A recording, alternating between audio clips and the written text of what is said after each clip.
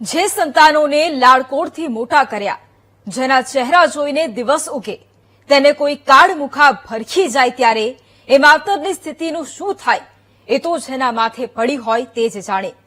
રાજકોટમાં 7 નવેમ્બરે ધ્રુવી કોટેચા નામની દીકરીનો અકસ્માત થયો, જેમાં તેનું અવસાન થયું। પણ પાપીને ન્યાય કઠેડામાં ઉભા રાખવાને બદલે પોલીસ તેને બચાવવા માટે મથી રહી હોવાના પરિવારે આરોપો લગાવ્યા છે। જોઈએ ધ્રુવી માંગે ન્યાય।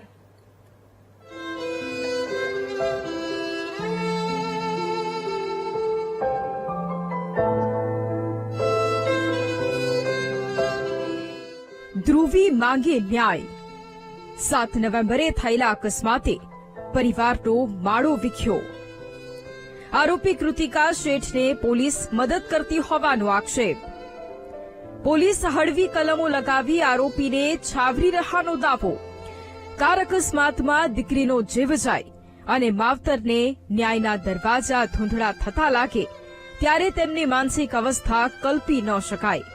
આવા કપરા સમયમાં એ મા બાપનું હૃદય એવી પીડાથી ભરાઈ જાય કે તેને શબ્દોમાં ન વર્ણવી શકાય।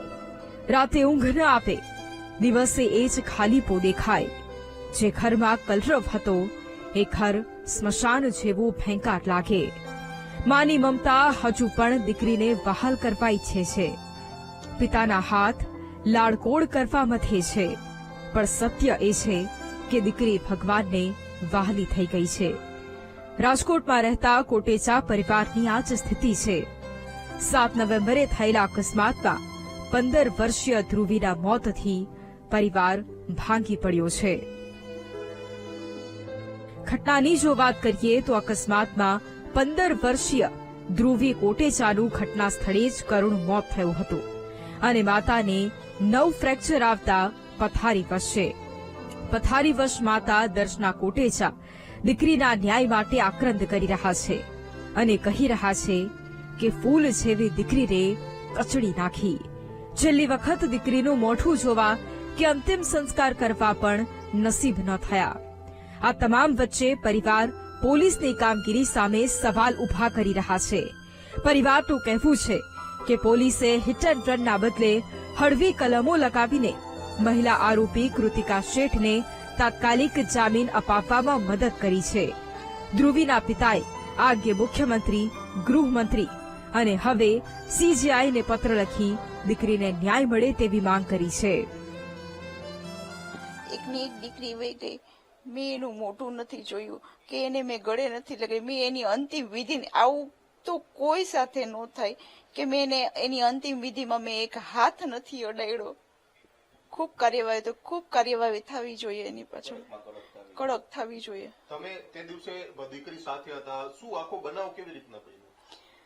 હું મારી દીકરીને સ્કૂલેથી લેવા ગઈ અને અમારે એક જગ્યાએ જવાનું હતું, નકર વેનમાં જ જાય છે, બરાબર। બસ હજી હું સ્કૂલેથી એને 2 જ મિનિટમાં સ્કૂલ પાસેથી મેં ટર્ન લીધો અને ફૂલ સ્પીડે કાર આવી અને અમને બેયને ઉડાડી દીધા। પછી મેં મારી દીકરીનું મોઢું નથી જોયું। એટલે ઘટના સ્થળે આ દીકરીનું? હા, એ થઈ જ ગયું છે। શું થયું છે મને 2 દિવસ આ લોકો એમ કે છે કે 2 દિવસ ઈ બચાવવા માટે રાખી હતી, પણ એનું પૂરું જ થઈ ગયું હતું કે એવી સરસ મારી દીકરીને એવી રીતે કચડી નાખી છે ને કે એને વાત પૂછોમાં મને બધા એમ કે જીવતી હોત ને તો પ્રાર્થના કરવી પડત કે ભગવાન એને લઈ એવી હાલત થઈ છે મારી દીકરીની।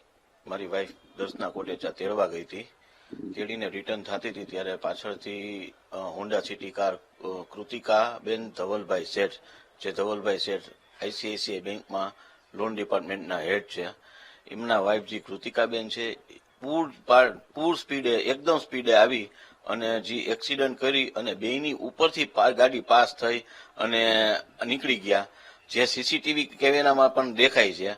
હવે એને આટલી 5 વાગે લોકો કોર્ટમાં હાજર થાય છે અને 5:45 એમને જામીન મળી જાય છે, તો આ આવડો મોટો ગુનાની કોઈ ગંભીરતા જ નહીં। પોલીસ વાળાને મારે એ કહેવાનું છે કે તમે ગંભીરતા તો સમજો સાહેબ, કે આટલું ખરાબ એક્સિડન્ટ થયું છે, એ દીકરીની મૃત્યુ થઈ ગયું છે અને તોય તમે આરોપીને જામીન આપી દો છો।